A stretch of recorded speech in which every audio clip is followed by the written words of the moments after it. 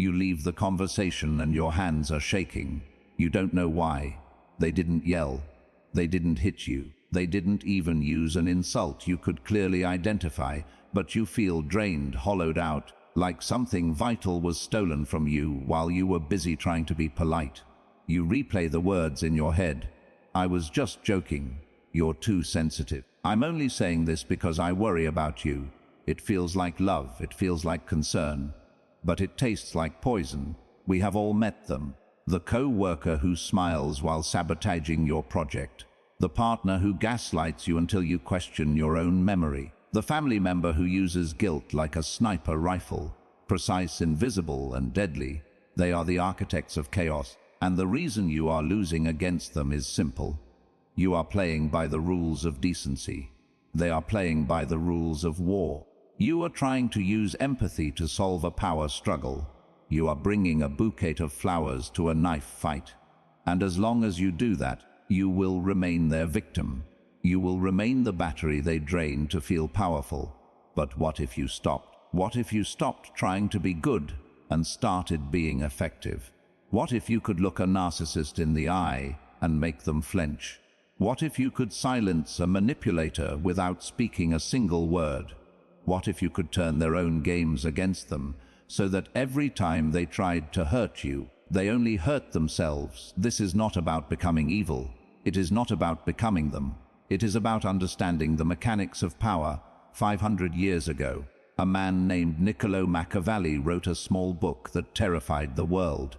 He didn't write about how things should be. He wrote about how things are. He stripped away the polite lies of society and exposed the brutal machinery of human nature. He taught that it is better to be feared than loved if you cannot be both. He taught that the one who controls the narrative controls the reality. Today we are going to apply Machiavelli's ruthless philosophy to the modern toxic landscape. We are going to dismantle the toxic person's playbook page by page. I am going to hand you 7 psychological weapons. They are heavy, they are sharp, and they are dangerous. Most people will never use them.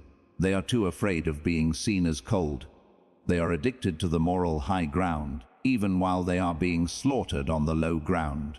But you are here because you are done bleeding. By the end of this video, you will not just survive toxic people. You will baffle them. You will break their influence over you.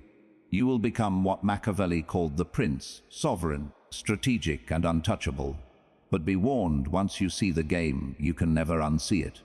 And once you learn to play it, you might find that you enjoy the silence that comes after the victory. Let's begin. Before you can defeat the enemy, you must understand what you are actually fighting. You think you are dealing with a person. You aren't. You are dealing with a pattern, a glitch in the human software that mistakes control for connection. Machiavelli wrote, "For this can be said of men in general, that they are ungrateful, fickle, pretenders and dissemblers, avoiders of danger and eager for gain." It sounds cynical, it sounds dark, but if you are dealing with a toxic individual, it is simply a factual description of your reality. The first mistake you make is projection. You project your own conscience onto them. You think, if I explain how much this hurts, they will stop. If I show them kindness, they will reciprocate. You assume they have the same operating system as you. They don't. A toxic person does not view interaction as an exchange of value. They view it as the extraction of resources, your attention, your emotional reaction, your self-esteem. These are the resources. When you explain yourself, you are not building a bridge. You are giving them ammunition. When you get angry, you are not standing up for yourself. You are giving them supply. They are addicted to significance. And nothing makes a person feel more significant than knowing they have the power to ruin your day with a single sentence. Machiavelli understood that people are driven by 2 primary forces, fear and self-interest. The toxic person is driven by a deep, hollow fear of insignificance. They fill that void by controlling you. To beat them, you must stop trying to heal them. You must stop trying to save them. Machiavelli advised the prince to see the world as it is, not as he wished it to be. He who neglects what is done for what ought to be done sooner affects his ruin than his preservation. If you continue to treat a snake like a puppy, do not be surprised when you get bitten. The shift begins here, right now.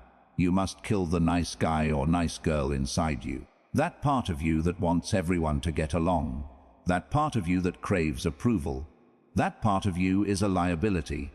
It is the handle they use to open you up. You must replace that need for approval with a need for strategy. The game isn't about who is right. The game is about who is in control of themselves. The moment you lose your temper, you lose the round. The moment you cry, you lose the round. The moment you over-explain, you hand them the victory. So, how do we take the power back? We start by becoming a void. Machiavelli said, everyone sees what you appear to be. Few experience what you really are. The toxic person relies on reading you. They need to know your buttons. They need to know your insecurities. They poke you to see where you bleed. If they know you are insecure about your intelligence, they will make subtle jokes about your work. If they know you fear abandonment, they will use the silent treatment. They are mapping your psyche. Your defense is to become unmappable. In modern psychology, this is called the gray rock method. But we are going to take it a step further. We are going to apply Machiavellian silence. When they provoke you, your instinct is to defend, to correct the record, to say, that's not what happened. Don't instead offer them nothing. When they insult you, look at them with absolute flat neutrality. Blink once, then go back to what you were doing. When they try to guilt trip you, say, I understand you feel that way, and then stop talking. This is not passive, this is aggressive silence. You are creating a vacuum. Toxic people rely on friction. They need you to push back so they can push harder. It's physics. If you lean against a wall and the wall disappears, you fall on your face. Be the wall that disappears. Let's look at a scenario. A co-worker, let's call him Mark, says in a meeting, well, I guess some of us have time to leave early while the rest of us do the actual work. He wants you to snap. He wants you to say, I stayed late 3 times last week. He wants you to look defensive in front of the boss. The Machiavellian move. You look at Mark. You pause for 3 seconds. The silence stretches. It becomes uncomfortable for him, not you. Then you say calmly, interesting perspective, Mark. And you turn back to the boss and continue your presentation. What just happened? You denied him the fuel. You made his comment look petty and small because you didn't dignify it with a reaction. You signal to the room that he is beneath your notice. This is therapeutic indifference. It hurts them more than any insult could because an insult implies they matter enough to upset you. Indifference implies they don't exist. Machiavelli taught that if you cannot destroy an enemy, you should not annoy them. Petty arguments are annoyances. Indifference is destruction. It requires discipline. It requires you to swallow your ego in the moment so you can win the war in the long run. You must become a mirror that reflects nothing but their own behavior back at them. When a narcissist stares into a void, they panic. They ramp up the tactics. They get louder, they get meaner. This is the extinction burst. It's the tantrum a child throws when the parent stops giving in. When this happens, do not break. This is the sign that you are winning. They are escalating because their control panel is broken. They are pushing buttons and nothing is happening. Stay in the void. You are training them. You are conditioning them like Pavlov's dog. You are teaching them that their toxicity yields 0 reward. Eventually, they will move on to an easier target because predators are lazy. They want easy prey. If you are a stone, they can't eat you. Information is power. In the hands of a healthy person, intimacy is connection. In the hands of a toxic person, intimacy is leverage. Every secret you tell them, every fear you confess, every complaint you make about your boss or your partner, it is all filed away. It is all ammunition waiting for the right moment. Machiavelli advised the prince to keep his own counsel. A wise prince should never let his thoughts be known. You must learn the art of strategic ambiguity. Stop broadcasting your life. In the age of social media, we are trained to overshare. We post our wins, our losses, our mental health struggles. We think we are being authentic. But to a manipulator, your authenticity is a map of your vulnerabilities. If you post that you are feeling lonely, The love bomber knows exactly when to strike. If you tell your toxic mother that you are struggling with money, she knows exactly how to buy your compliance. You must become a fog. When they ask, "How are you?" do not give them the real answer. Give them the standard answer, "I'm good, busy. You know how it is." Be polite, be pleasant, but be vague. This drives the control freak insane. They cannot control what they do not know. If you are planning to leave a toxic job, tell no one. If you are starting a side business, tell no one. If you are having relationship trouble, do not tell the toxic friend who claims to be a good listener.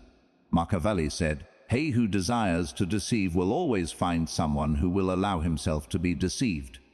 Toxic people are professional data miners. They mine you for information to twist later.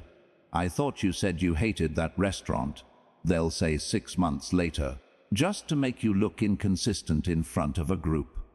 "I thought you said you were broke," they'll say when you buy yourself a new pair of shoes, just to induce guilt. If you give them nothing, they have nothing to twist. This is difficult. It feels like you are being secretive. You are. But secrecy is a form of armor. In the animal kingdom, camouflage is not cowardice. It is survival. You are blending in. You are appearing normal, boring, unremarkable. This is the Grayman theory applied to psychology.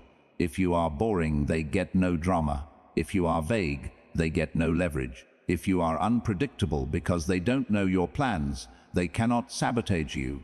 Imagine you are playing poker. You don't show your hand to the person who has been cheating all night. You hold your cards against your chest.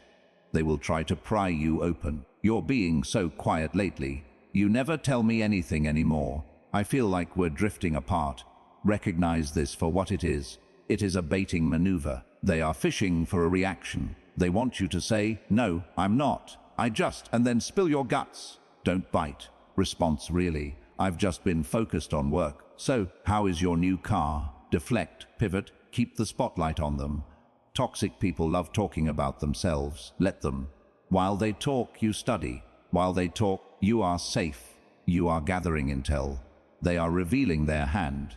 You are keeping yours hidden. That is the asymmetry of power. There is a concept in martial arts called judo. In judo, you do not fight the opponent's force. You use their momentum against them. If they push you, you pull them. If they pull you, you push them. You can do this verbally. Machiavelli knew that ego is the weakness of every tyrant. When a toxic person attacks you, they expect resistance. They expect you to say no. What happens if you say yes? Not yes to their demands, but yes to their reality. This is called fogging.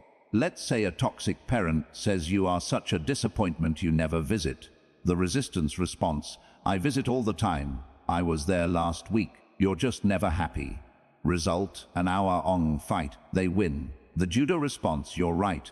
I probably don't visit as much as you'd like." And then silence. Watch what happens. You agreed with the truth of the statement from their perspective, but you accepted no guilt. You didn't apologize. You didn't promise to change. You just agreed. "You're right." Those two words are the ultimate conversation killers for a toxic person. They are gearing up for a fight. They have their gloves on. They are bouncing in the ring. And you just took off your gloves and sat down. They have nowhere to put that aggression. It bounces back and hits them. Let's try another one. A manipulator says, "You're acting crazy right now." Resistance, "I'm not crazy.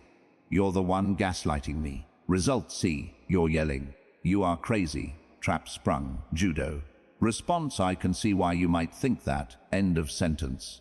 You are validating their perception without validating the fact. You are saying, "I see your illusion."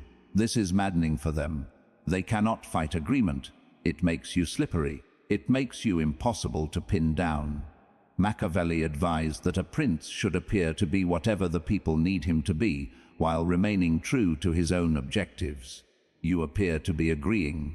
You appear to be submissive, but in reality you are ending the interaction on your terms. You are preserving your energy. Every time you argue with a toxic person, you are leaking vitality. You are aging yourself. You are spiking your cortisol. Is it worth it? Is it worth it to prove you are right to someone who is committed to misunderstanding you? No. Give them the win so you can keep the peace. You're right. I'm terrible at loading the dishwasher. Then walk away and go enjoy your life. Let them have the dishwasher victory. You keep your sanity. This requires a massive reduction in ego. Your ego wants to scream. Your ego wants justice, but justice is rare. Peace is created. You must prioritize your peace over your pride. Machiavelli wrote, "Prudence consists in knowing how to distinguish the character of troubles and for choice to take the lesser evil. The lesser evil is letting them think they won the argument. The greater evil is losing your soul trying to convince them." We have talked about presence, how to act when you are with them. Now let's talk about the most powerful weapon of all, absence. Machiavelli said, "Absence diminishes mediocre passions and increases great ones."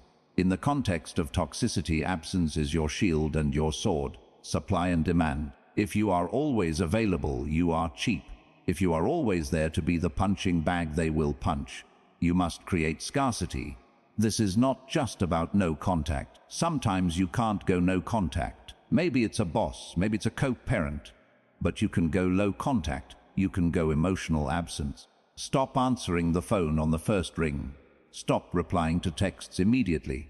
Stop attending every family gathering out of obligation. When you withdraw your presence, you disrupt their pattern. They are used to you being a fixture in their reality.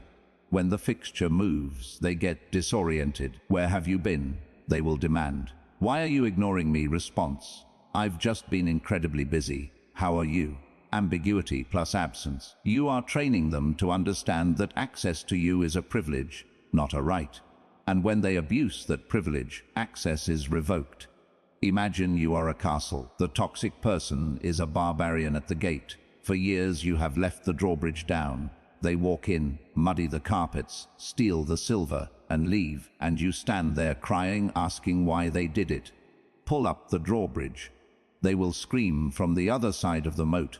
They will throw rocks. They will tell everyone in the village that you are a cruel tyrant for locking them out. Let them. You are safe inside. Machiavelli knew that to rule one must be independent. If you are dependent on their approval, you are a vassal. If you are dependent on their money, you are a serf. To beat them, you must build your own kingdom. Financial independence, emotional independence, social independence. The more you need them, the more they can hurt you. The less you need them, the more you become a ghost they cannot catch. When you finally stop caring, truly stop caring about their opinion, their power evaporates. It is like waking up from a nightmare. The monster was only scary because you were asleep. When you wake up, you realize it was just a shadow on the wall. Sometimes defense is not enough. Sometimes the toxic person corners you. Sometimes they threaten what you love. And in those moments, you cannot be a ghost. You must become the lion. Machiavelli said, "There are two ways to fight, by law and by force. The first is natural to men, the second to beasts. But because the first is often insufficient, one must have recourse to the second. Sometimes you don't just walk away. Sometimes you have to make sure they can never follow you." Machiavelli wrote a line that is often quoted but rarely understood. Men ought either to be well treated or crushed, because they can avenge themselves of lighter injuries, of more serious ones they cannot. This is the most dangerous lesson and the most necessary. Most people deal with toxic behavior in half measures. You snap back a little, you make a passive-aggressive comment, you complain to HR but then downplay it. This is a mistake. When you inflict a light injury on a toxic person, when you just annoy them or embarrass them slightly, you do not stop them. You motivate them. You trigger their revenge complex. They will go home, obsess over it, and come back with a bigger plan to hurt you. If you are going to fight, you must end the conflict. You do not fight to hurt. You fight to neutralize. How do you crush a toxic person in the modern world? You don't use violence. You use the one thing they cannot survive: shame. Toxic people operate in the shadows of social politeness. They rely on the fact that you won't make a scene. They rely on implied insults. Your move is to drag them into the light. The technique is called the spotlight. When they make a snide comment disguised as a joke in front of others, do not laugh. Do not get angry. Stop everything. Look at them with clinical curiosity and ask, Can you explain what you meant by that? Silence. They will try to brush it off. Oh, I was just kidding. You're too sensitive. Do not let them escape. Keep the spotlight on. I understand you were joking, but I don't get the punchline. Explain to me why that is funny. Now the room is quiet. The tension is high. They are sweating. They have to either admit they were being cruel or say something stupid that makes them look incompetent. You have stripped away their camouflage. You have exposed the predator. This is a crushing blow because it destroys their social mask. A narcissist would rather be punched in the face than be humiliated publicly. Once you do this effectively, once you show them that you are willing to make things awkward to protect your boundaries, they will recoil. They will label you as difficult good. Difficult means hard to eat. You want to be difficult to digest. Another surgical strike is the documentation bomb. If you are dealing with a toxic boss or a manipulator in a legal setting, do not argue with them verbally. They are better liars than you. Switch to paper. Every conversation gets an email summary. Per our conversation, you stated X, Y, and Z. Please confirm. They will hate this. They will try to call you to avoid the paper trail. Do not pick up. I'm in the middle of something. Send it in an email. When you present a stack of undeniable facts, you are not arguing. You are executing a checkmate. Machiavelli advised the prince to rely on his own arms, not the arms of others.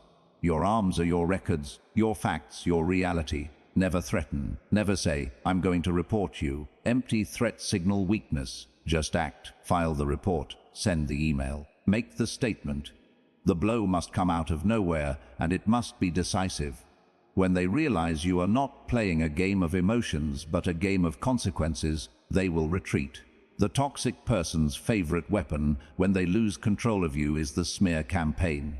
If they cannot control you, they will try to control how others see you. They will paint you as the villain, the unstable one, the abuser. This terrifies most people. We are social animals. The fear of being outcast is primal. Machiavelli addressed this. He said that a prince must avoid being hated, but he must not care about being feared. However, the best fortress a prince can have is the affection of his people. How do you counter a smear campaign? Not by defending yourself. If you run around trying to disprove the lies, you look guilty. You look frantic. You counter it with consistency. You build a reputation fortress. Be so undeniably competent, kind, and stable with everyone else that the toxic person's lies sound insane. If Mark tells everyone that you are an angry, unhinged lunatic, but every other person in the office experiences you as calm, helpful, and professional, Mark starts to look like the liar. You are playing the long game. The toxic person burns bridges. They use people. Eventually, their mask slips with everyone. You just have to survive until it does. Do not badmouth them back. If someone comes to you and says, "Hey, Mark said you were difficult to work with," do not launch into a rant about Mark. That makes it a he said, she said. Instead, use the high road pivot. That's a shame he feels that way. I actually think Mark is very talented at X. I hope he's doing okay. This confuses the messenger. Mark is spitting poison. You are offering grace. Who looks like the problem? You are using contrast. Darkness is most visible when placed next to light. Be the light.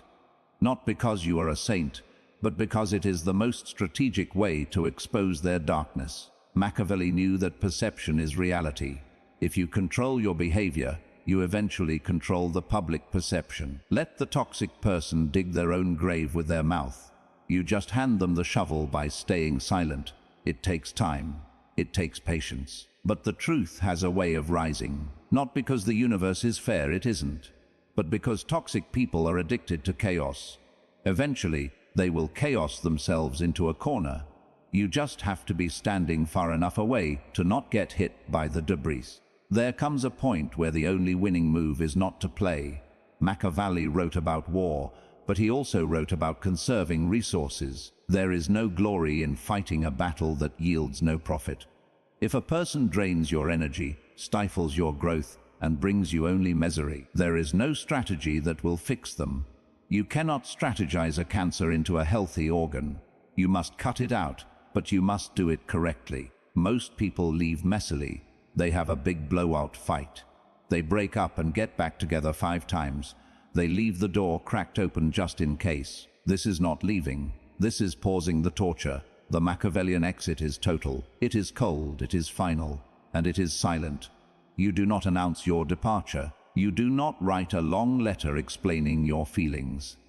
They don't care about your feelings. They only care that they are losing a possession. You simply cease to exist in their world. Block the number, block the social media, route the emails to trash, change the locks. When you disappear without a word, you rob them of their closure. Toxic people need the last word. They need to feel like they won the breakup, or that they are the victim of your cruelty. Silence gives them neither. It leaves them with a question mark that will haunt them for years. Why did they leave? Did they ever care? What are they doing now? And while they are haunted, you are building. The best revenge is not revenge. Revenge proves you are still thinking about them. The best revenge is apathy and ascension. Succeed, get fit, make money, find love that is gentle and safe. Do it for yourself, not to show them. But know that somewhere in the dark corners of the internet, they are watching. And nothing burns a toxic person more than seeing their victim thrive without them. It proves their deepest fear. They were not essential. You were the sun. They were just a cloud passing in front of it. Now the cloud is gone and you are shining. Machiavelli said, "It is not titles that honor men, but men that honor titles." It is not the relationship that defined you. It was you that gave value to the relationship. Take your value back. So where does this leave us? We have walked through the darkness. We have picked up the weapons of silence, ambiguity, and strategic aggression. Some of you might feel uncomfortable. Is this manipulation? Is this cold? Let me ask you a question. Is a surgeon cruel for cutting open a patient to remove a tumor? Is a soldier cruel for shooting a terrorist to save a hostage? You have been a hostage to your own empathy for too long. You have treated your kindness like a weakness, handing it out to people who use it as a weapon against you. Machiavelli wasn't a villain. He was a realist. He wanted to protect the state from chaos. You are the state. Your mind is the kingdom. When you adopt these strategies, you are not becoming a bad person. You are becoming a formidable person. There is a difference. A harmless person is not good. They are just helpless. A formidable person who chooses to be kind, that is true virtue. You are building a wall so that you can plant a garden behind it. Without the wall, the garden is trampled. Without the Machiavellian armor, your empathy is destroyed. By learning the dark, you protect the light. You are no longer a leaf blowing in the wind of other people's emotions. You are the wind. You are the architect of your own reality.